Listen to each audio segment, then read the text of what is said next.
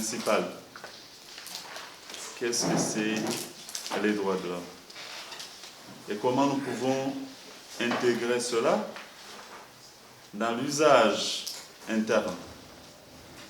Ce sont les deux attentes que j'ai estimées importantes. C'est par rapport, évidemment, par rapport à la présentation que je vais faire.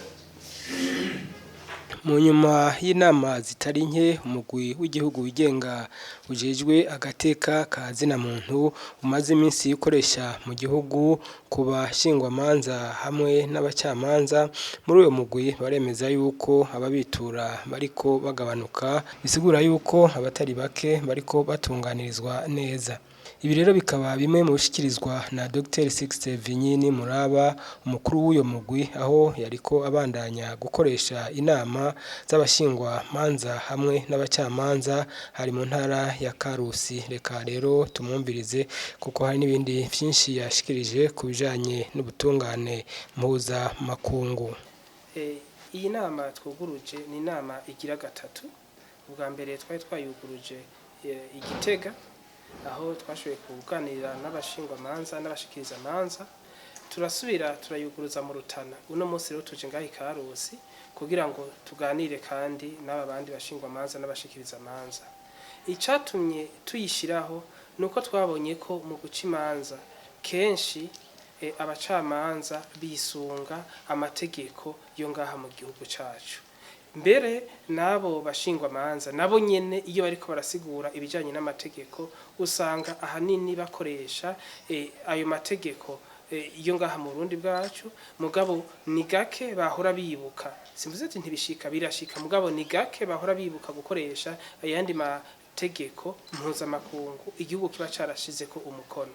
Mu gihe rero usanze birashika ugasanga amategeko arahushanye, ugasanga hari agace k'amategeko y'igihugu n'amategeko mpuzamakungu igihugu cashizeko umukono arahushanye, ugasanga umuburanyi arahahombeye kuko uwo mucamanza canke umushikirizamanza atashoboye kwisunga ayo mategeko kugira ngo yuzuze ako kari gahaze ku mategeko y'igihugu. Mbega iyo bishitseho akaba ari uko guhushana kw'amategeko y'igihugu n'ayo mategeko igihugu kiba carashize ku mukono, hacakoreshwa amategeko yayo. Amategeko ingene yanditse iratomoye. Mu gihe habaye ihushana canke itandukana ry'amategeko y'igihugu hamwe n'amategeko mpuzamakungu igihugu cashyize ku mukono, ayo mategeko mpuzamakungu niyo aca agira inguvu cane gusumba ayo mategeko y'igihugu. Mbega ayo mategeko ateza gukoreshwa mu gihe cyose abacamanza bariko barakora akazi kabo ka misi yose? Akoreshwa iyo bikenewe kuko bivana n'ico bariko baraburana canke baraburanisha. Mugabo hari igihe usanga ayo mategeko akenewe. Ndaguha nk'akarorero, iyo uravye amategeko dusanzwe dukoresha ngaha mu Burundi kubijanye no kugabura amatongo ku bana, hariho igihe usanga habaye ingorane cyane, ugasanga amategeko yo mu Burundi ntabitomora neza. Ariko mu gihe uciye urubanza wabanje gusoma amategeko mpuzamakungu arakwereka neza ko abavukana bose bafise ububasha bwose kugira ngo bagire icyo baronse ku bisiga vy'umuvyeyi.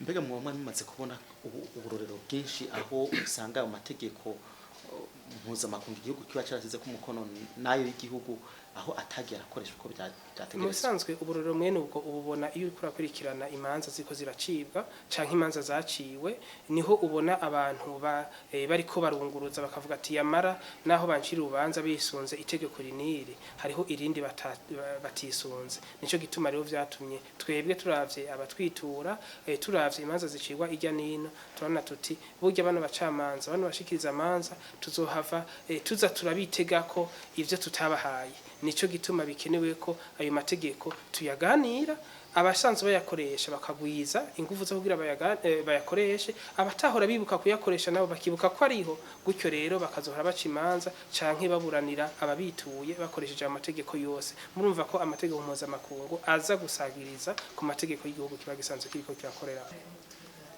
iyi nama twiteze yuko ubwa mbere baba abashingwa manza baba abashikiriza manza bazohora bashikiriza ibirego canke baca imanza bisunze amategeko atandukanye yaba amategeko yo ngaha mu gihugu cacu yaba amategeko mpuzamakungu.